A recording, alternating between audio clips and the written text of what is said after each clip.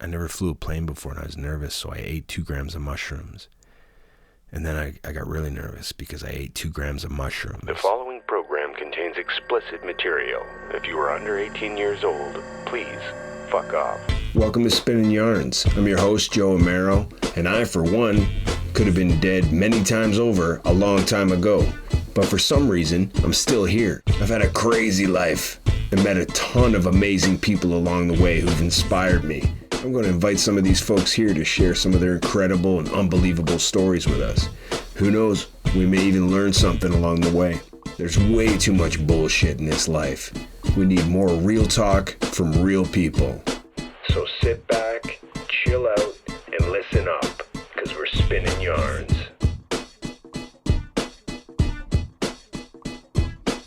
Welcome to Spinnin Yarns. I'm your friendly neighborhood Joe Amero. This is our maiden voyage here on the podcast. Not really sure what it's going to look like yet. I have a few loose ideas. The Bulletin of Atomic Scientists have set the doomsday clock to 90 seconds to midnight. And I'm another white guy with a podcast.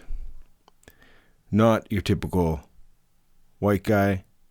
Not your typical podcast. When I was a baby, I had a really bad fever. Maybe that's what happened to me. It's true. Grew up poor, single mom, welfare mom. Me and my brother. Years later, we had a sister. Dad's a piece of shit. Deadbeat dad. That old story. Nothing too exciting there. I'm a 45-year-old married, white cisgendered male, 2 kids, and a bungalow. Crazy. Anti-racist, anti-sexist, anti-homophobic. My hopes for the podcast. I hope we can build it as large as we can. I want to see it. I want to see it grow. I want to monetize it. I want to do this for a living. And not my job, which I hate very much. I'm a social worker, and that's tough work.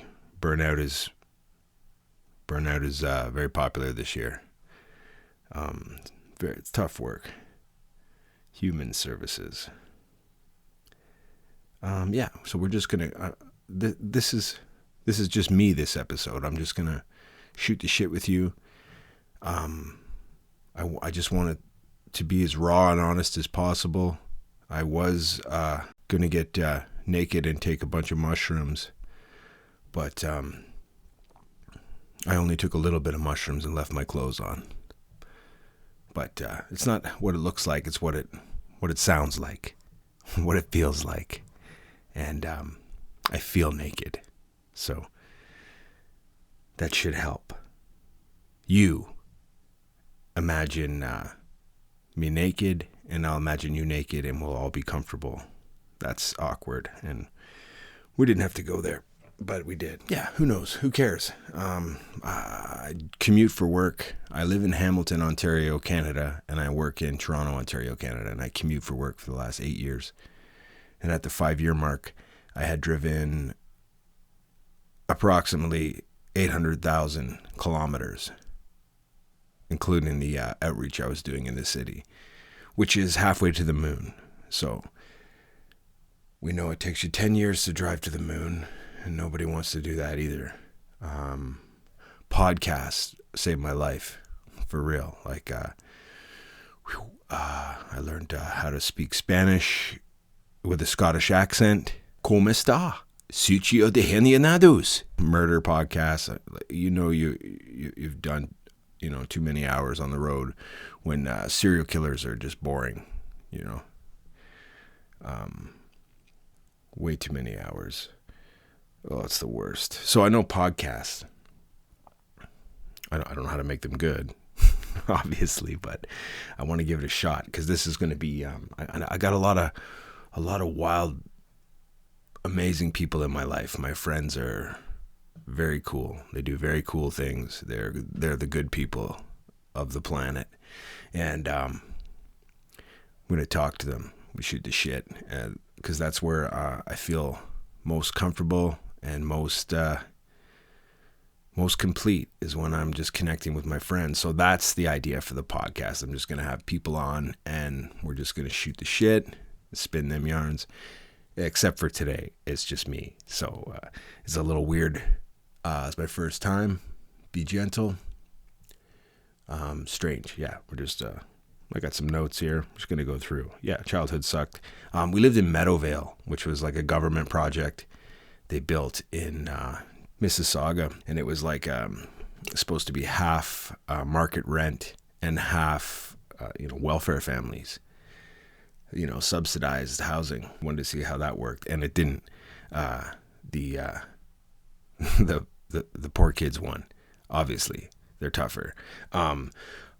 We lived in identical buildings. Like we lived in the subsidized building, and directly across the street was the market rent building, and it was just like instant classism. It was pretty weird. Trick or treating was whack. Heavy on the trick. It was crazy, Meadowvale.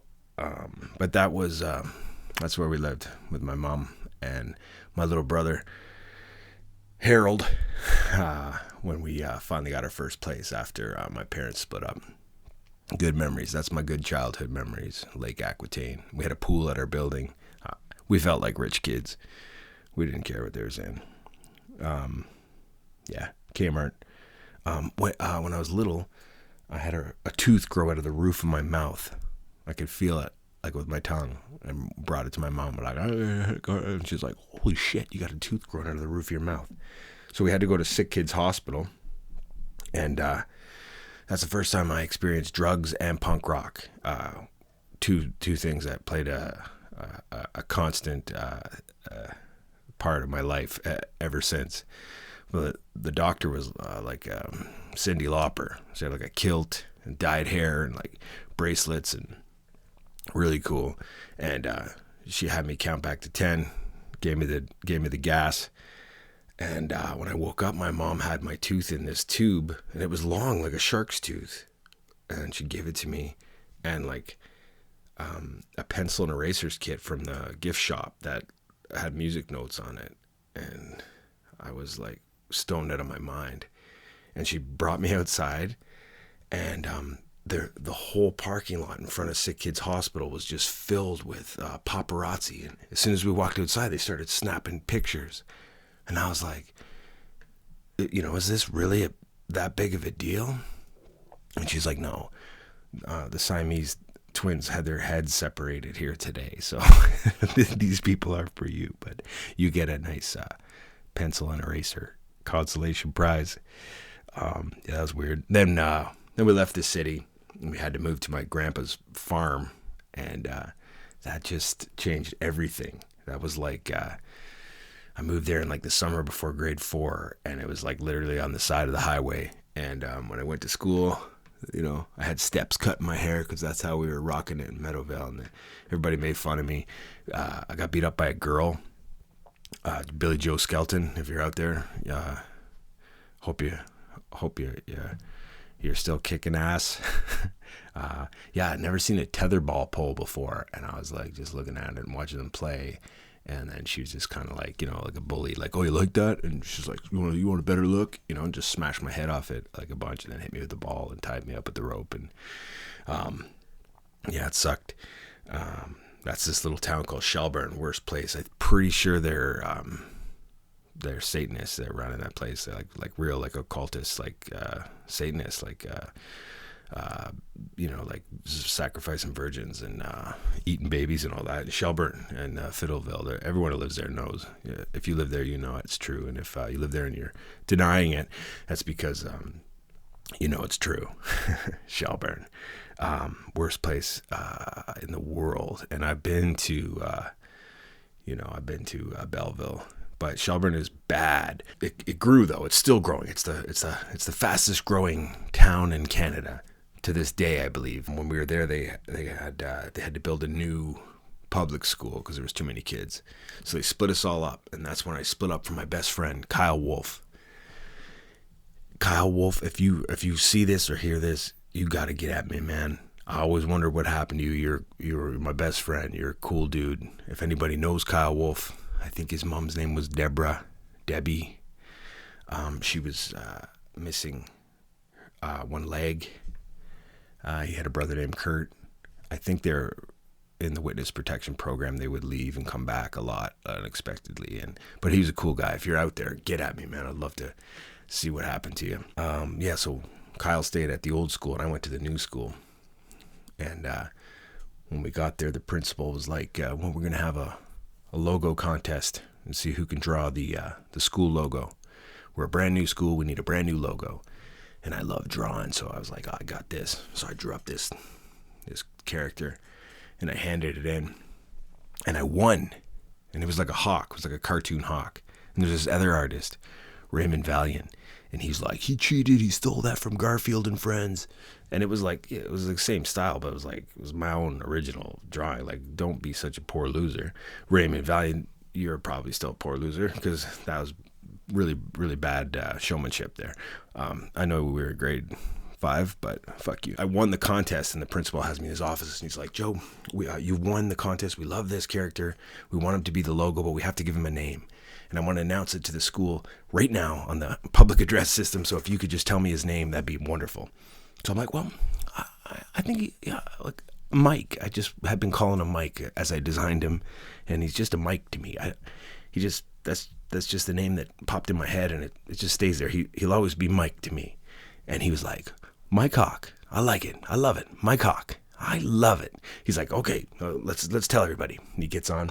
Ladies and gentlemen, students and members of the faculty, I'd like to bring your attention to make this announcement here. The winner of the school logo contest is Joe Amero. The whole school can thank him for our new logo, Mike Hawk. Thank you, Joe Amero, for Mike Hawk. We're going to put a big mural of Mike Hawk on the gym wall. Mike Hawk will be on all the coupons for the almonds, the chocolate almonds we sell this year. And so everybody in the whole school, you can thank Joe Amero for Mike Hawk. It's just like, fuck you. I had a hard time there. They made me go see a social worker. It centered me out. I don't know if there's like that. They started that when I was young. Product of divorce, some abuse in my past, all this shit. But we'd have to go talk to some lady who wasn't a teacher. She just came just to talk to this group, and she'd bring like bugles and like Ritz crackers, and we'd get out of class, and it was weird. I don't know. Social workers are weird. I could attest to that. We all, well, not all of us, but many of us suffer from childhood trauma, and I've been trying to heal from that this last little bit the best I can, and I've been taking that little boy forward with me, and just holding him up to the sunshine, and trying to heal my inner child and work on my trauma the best I can to be more fulfilled and content in my daily life, and just be a better person. But it's a lot of work. Nobody wants to do it. It's hard work. That's why we do drugs. Yeah, and I got into drugs pretty early on. Like we were taking acid and smoking weed and burning hash and bottle tokes and drinking alcohol, drinking whiskey. And these country kids, they all drive Monte Carlos and drink a 60-pounder of whiskey on the weekend. I can still smell that puke from Royal Reserve Canadian Club whiskey. Nasty stuff. Better, served in moderation over ice than in a cornfield. But yeah, it's a fucked up town. A lot of drugs. I remember one of my friends' dads was a trucker, and he would like give him like a whole bunch of like speed, like amphetamine, like Black Beauties and Yellow Jackets, and we were wired to that, like hard and fast. And we could sell it and make a fortune. And that changed things when you could see the money from that.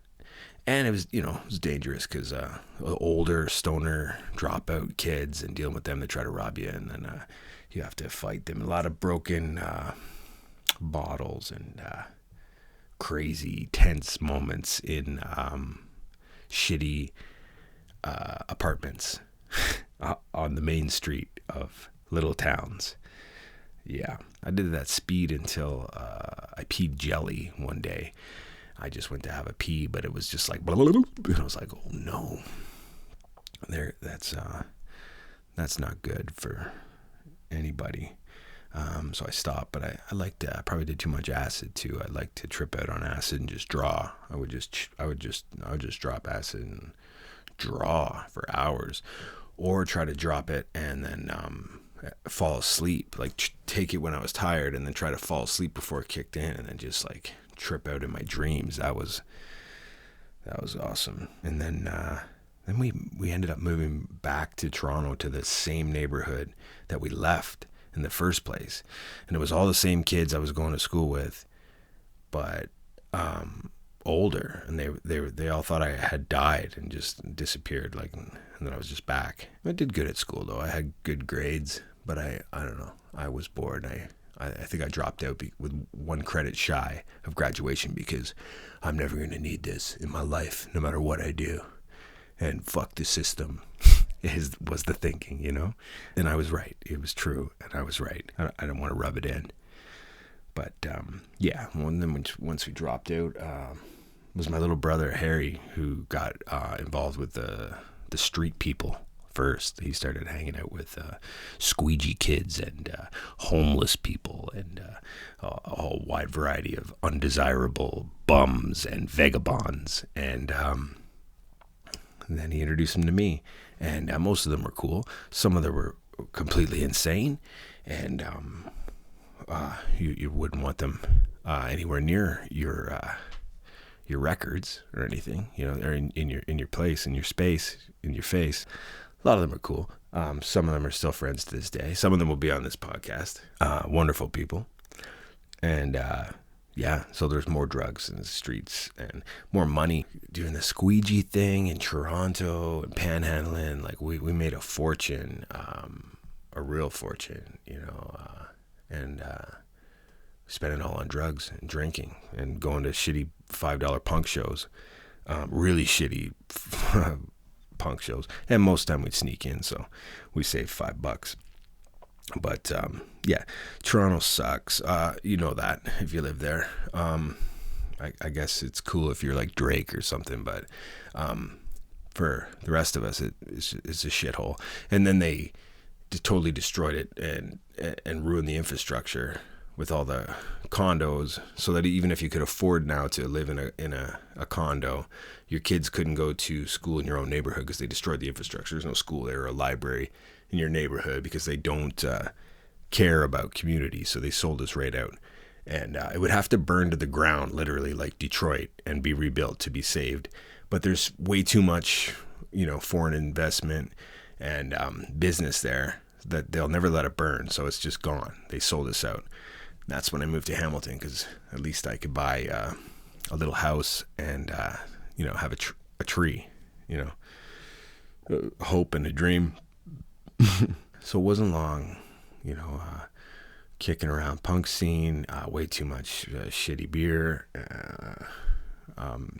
It quickly becomes a good idea to try some harder drugs.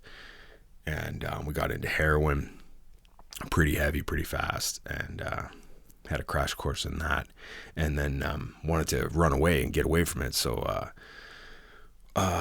traveled the States, hopped some trains, hitchhiking, a lot of hitchhiking down in the States with my friend Star. Hopefully, Star, you're going to come on the show, and we'll tell them some tales. We'll spin some yarns.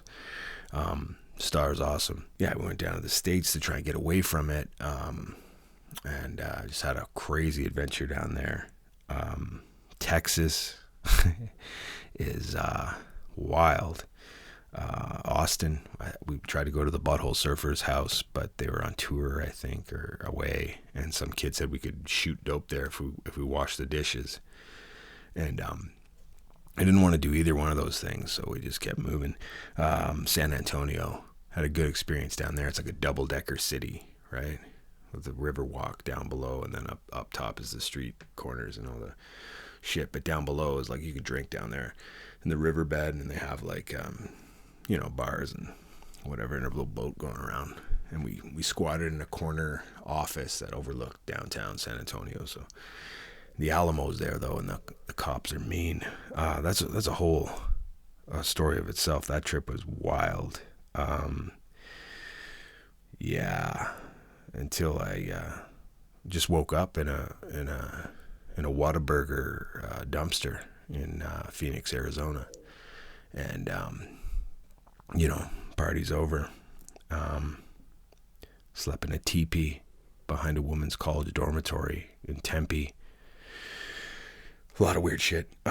Split up with Star and made my way back. Had to go through like California. Went to California and then down into Tijuana.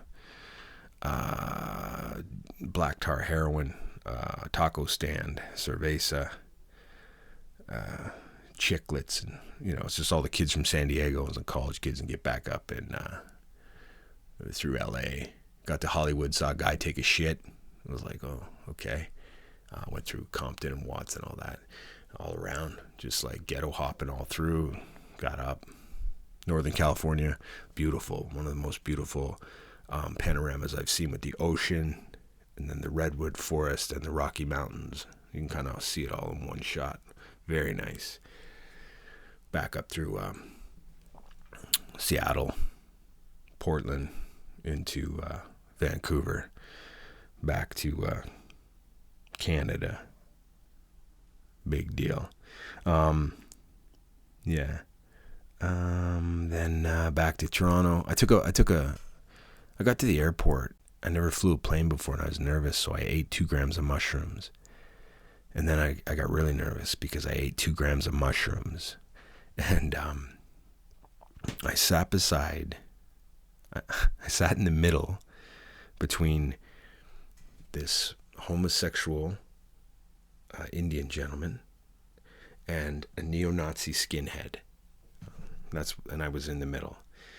And the nice gentleman was asking if I wanted to be having some drinks with him when we were in the air. And then the Nazi skinhead, he had, a problem with everything. And then we stopped for a stopover in Calgary, and I got out and went in this smoke chamber. You could still smoke. It was like a smoke chamber, and I was smoking a cigarette, and I looked out in the lobby, and the gentleman was waving hello. And then on this side, the Nazi guy was just like, and I was like, what is happening? Tripping balls. And then we landed in Toronto, and I ran away and found my brother. He was in a bank machine, and I guess it was more heroin for years, right? Years and years, and then you're living in a car, and then you can't get heroin one day, so you try cocaine, and 9 months later you're sleeping in the park. Somebody stole your dog. I never had more jobs than when I was on drugs. Like I was actively like injecting cocaine in the photo finish booth on the roof of the Kawartha Downs, and then running downstairs and videotaping the races for the judges. And one day I came into work, and the judges are like, Joe, could you come in here for a minute, please? Yeah, sure. And I come sit down. They're like, we should watch this video here from last week that you filmed here. Okay, here you got a good tight shot here of the starting line. And they're off, and they're going around the far bend, and you're good, and you're tight on everybody, and you got the leader and the follower all in frame, and that's good, and you're going to the far end, you're going to the far end of the track here, and you're nice and tight, and then now we're across on the far end of the track, and looks like you saw something across the road here. You're going across the highway, and now you're in the field, and you found some kind of outbuilding, and now we're looking at the stars. And Joe, are you on drugs? Yeah, yes I am.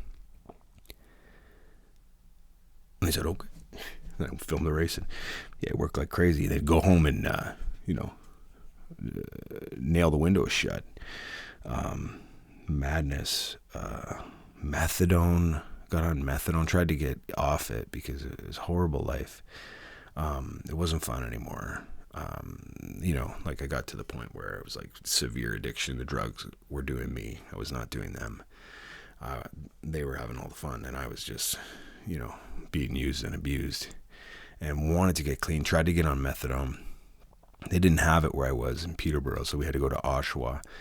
And I got out of the car and saw a guy come run out of the building, and then there's people waiting for him, and then he induced vomiting into a little cup, and then another guy handed him money, and he sold him the cup of vomit, and the dude just drank the cup of vomit. And that was like the first thing I seen, and I was like, what the hell was that? So he was selling him his methadone that he had just like drank in the pharmacy and then puked it up for him, and he still bought it. So I was like, well, it must be good stuff. So we tried that. I got on methadone, and that same day I left the pharmacy and I met Chow Yun Fat, and he was filming Bulletproof Monk, and I was like, what's up? And his bodyguards all kind of rushed me, and he was like, I can take care of myself. Obviously. That was a strange day. And eventually I was like, I got to get out of this whole scenario. So I my brother made a movie. He made this movie called deadend.com, and it was in the Toronto Film Festival, and the premiere was at the ROM, which is the Royal Ontario Museum. And they had a big red carpet premiere, and I hadn't seen my mom in years because I was hiding from her. And I seen her there, and she took one look at me and just started bawling and was like, you're coming home.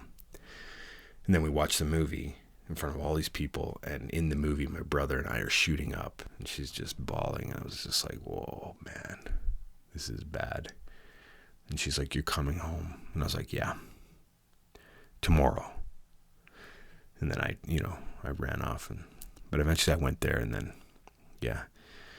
kicked it all out. And it was like train spotting for like 12 days.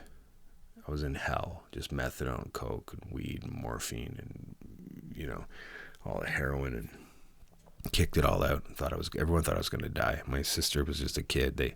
She thought I had like brain cancer or something. I was just dying upstairs in the living room.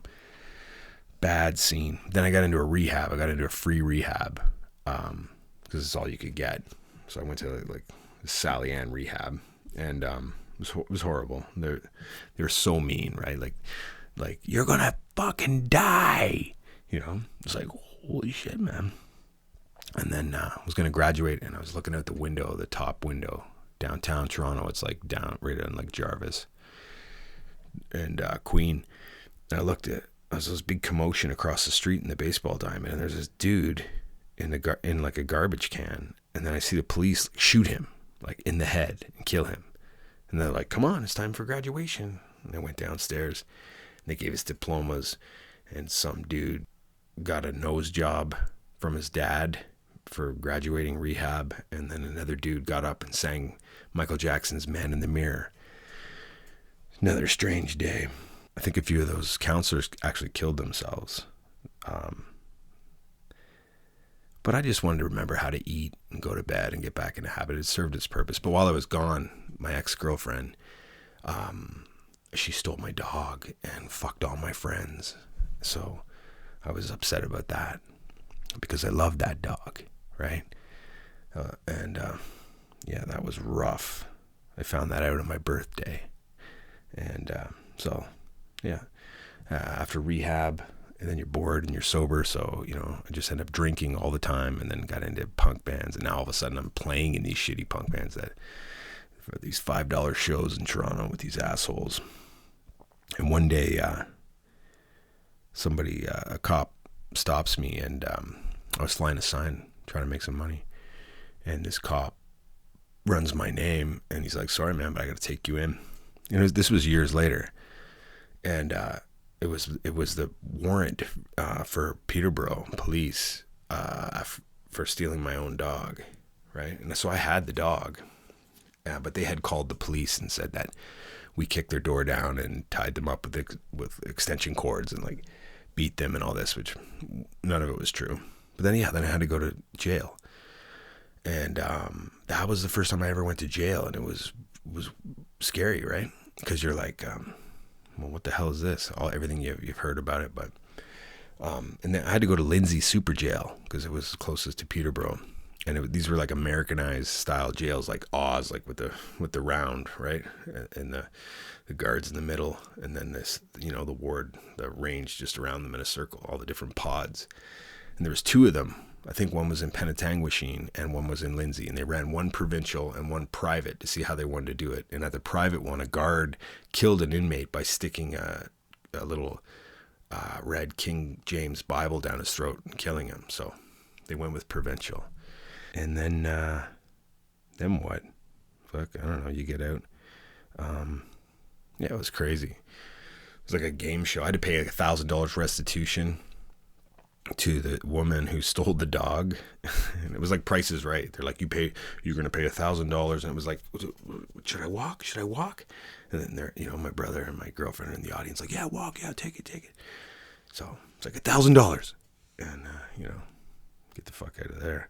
And then it was so weird because the day I got out, I was in there for months and I never smoked a cigarette. I quit smoking. And then the day I got out, I was downstairs in the bullpen at the courthouse and I straight up smoked like a rollie out of a guy's asshole. Like he busted out and was like, yo, you want to smoke? And I bunned that shit with him. And then it was like an hour later, I had a full pack of Dunhills and a brand new Zippo lighter. And I was like, yeah, But, things you do when you're a kid. I was on a collision course, kamikaze kind of mission for a long time. And then what really got me together was when we did the Hobo Banditos project with Dynamo and Harry the Hat. And I was Twitchy Tantrum. And we started Hi-Fi Umbilical Productions, and we started working on films and different projects. We made Hobo TV. We toured the country with hobos and got little cult status, had our own little following, and it was a good time. I'm still proud of that work. That was good stuff. That was good stuff to be doing. And then but sobriety was so fucking boring, just boring. And then I met my wife and stuff, and I wasn't sober yet then, no. But then I got sober and I got into social work, and it was like boring. It was good work, I thought you're on a mission, you're gonna help people and blah blah blah. But it was really dry time for sure.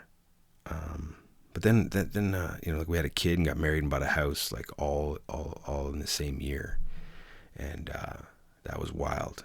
And then we had our first kid, our first daughter, Adeline. And that's my masterpiece forever. And that's not, I wasn't bored anymore. It was a lot of fun. And then I got into improv, doing improv comedy. I went to Second City Training Center and took all the courses and just trying to find a healthy community. And I did for a while. It was great times. Made my improv troupe, Pepperoni Pizza Cats, and we had a monthly show, and we went to New York City a couple times for Del Close Marathon, Detroit Improv Festival, Ottawa. A lot of fun. And then COVID happened, and that was just done for me. I got back into working in the shelters, and it was just a different world. And everything closed down for a while. And then when it opened back up, I wasn't feeling it anymore the same way. So, who knows? You never know if you want to go back or whatever. It's always going to be there. Great hobby if you've got some expendable income. I would recommend it highly. Improv changed my life. I love it. The whole thing changed how I think. Changed me as a person, just how I am socially. It's really good. It's like way cooler than Toastmasters. That's my endorsement for improv. It's a fucking cult, right? And I don't know. It's a lot of inside baseball, but it's fun as long as you can stand it. It's a good time. And then my brother died, right? I did a whole show about it in theater called Blood, a one-person show, but this was the game changer because, he fucking died, right? That really changed my life, and I lost 10 years of sobriety right there, and had to go out and cremate him. He died in Red Deer, so even just the sound of the word Calgary, and it's I hate it. I hate it. And it's not just because he died there. Like, I went there, and it's a hateful place. And cowboys, and fuck you. If you're from Calgary, write me a letter if you know how to, No, there's good people there. I know there's good people.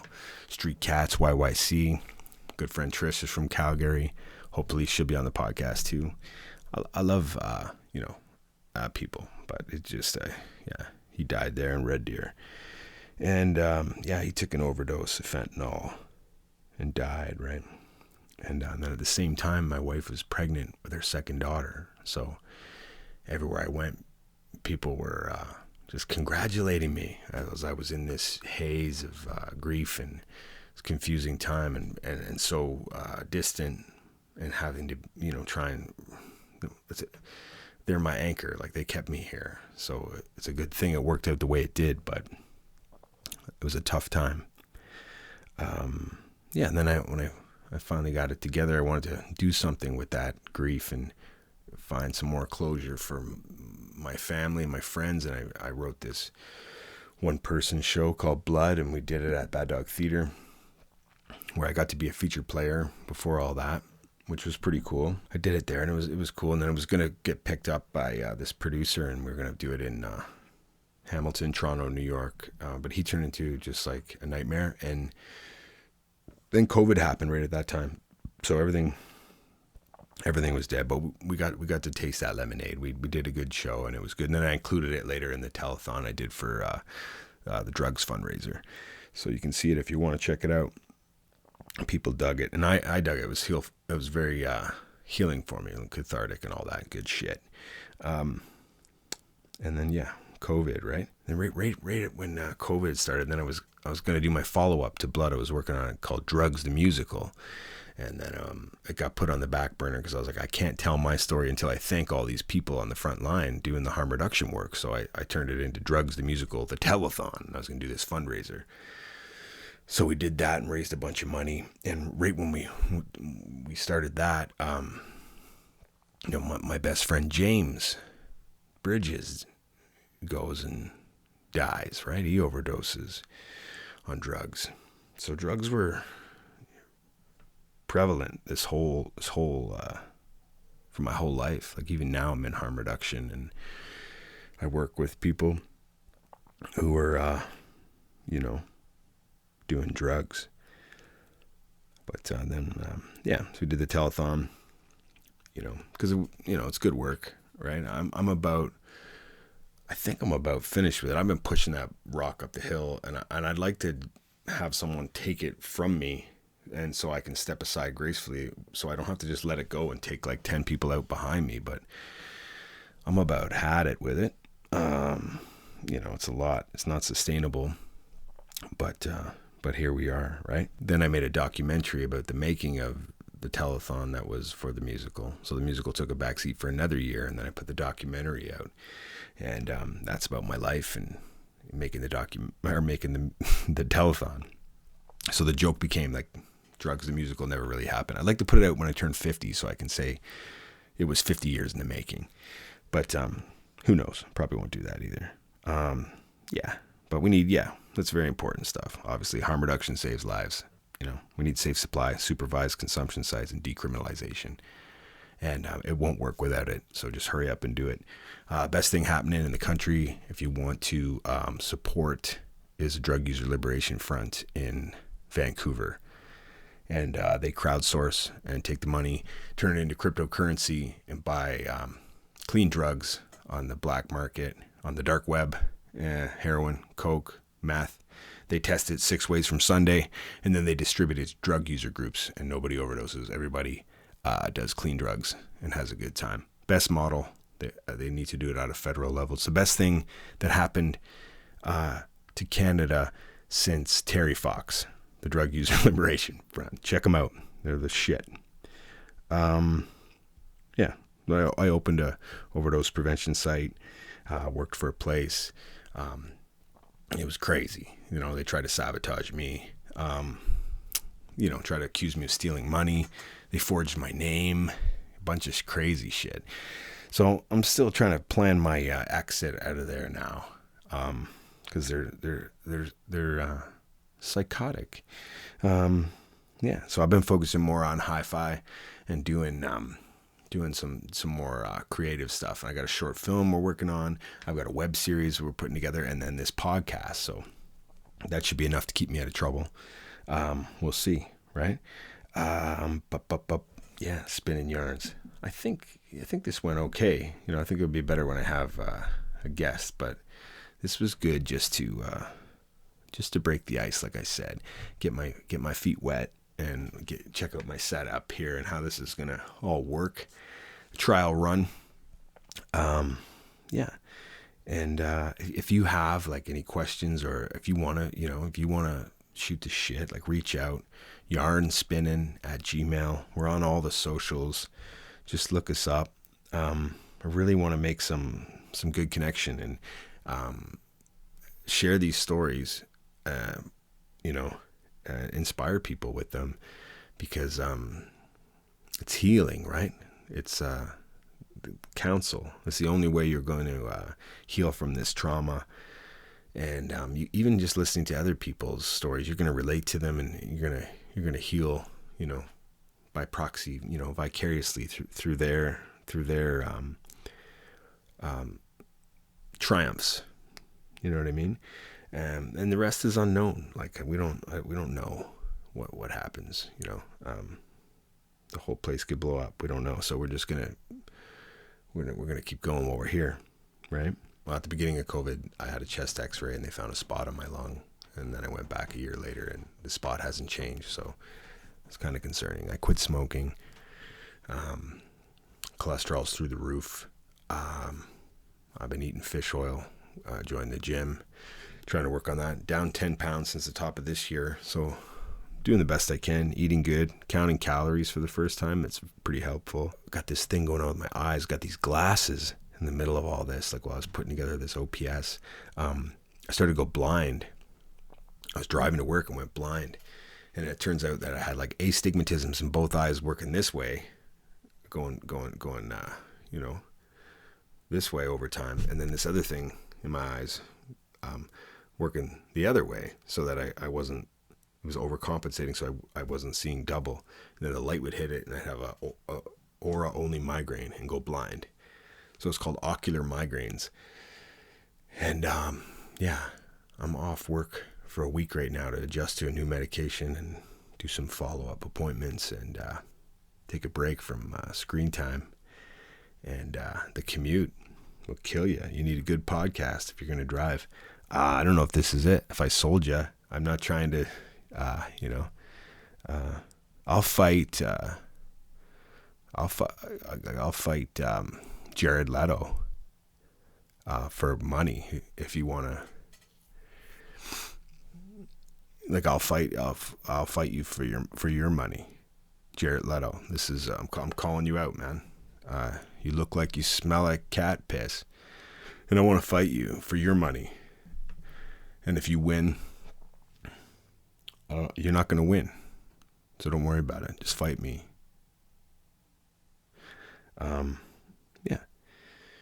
Reach out if you're having any trouble. We'll connect you to who you need to speak to. You're not alone. Give us a good review, 5 stars.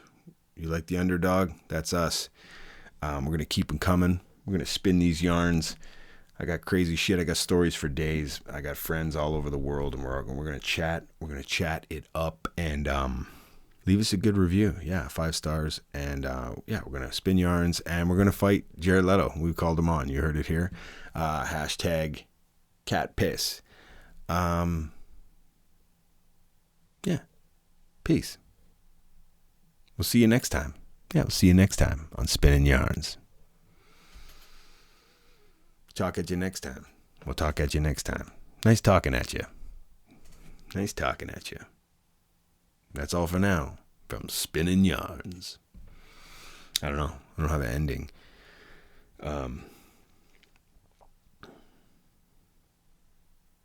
Just fucking be cool. Just be cool. It's your story. Hey, it's your story. We're just living in it. No. Hey, it's your story. Write it how you want. Hey, it's your story. Read it yourself. Spinnin Yarns is brought to you by Hi-Fi Umbilical Productions. We're 100% DIY with zero tolerance for intolerance. Spinnin Yarns is recorded on stolen land in front of a live studio audience. You can connect with us on Facebook, Instagram, Twitter, YouTube, Gmail, and Linktree at yarnspinnin. Please like, follow, and share to show your support. We're building this together. Spinnin Yarns is available on Spotify, Apple Podcasts, and everywhere else you kids go for podcasts these days. Check out our Patreon if you'd like to help out the show, and you can always find us on the web at our landing site, joeamero.com. If you'd like to be a guest on the show, reach out. Let's shoot the shit. We're just spinning yarns, connecting with respect and respecting the connections. Peace be with you, and let the peace be known.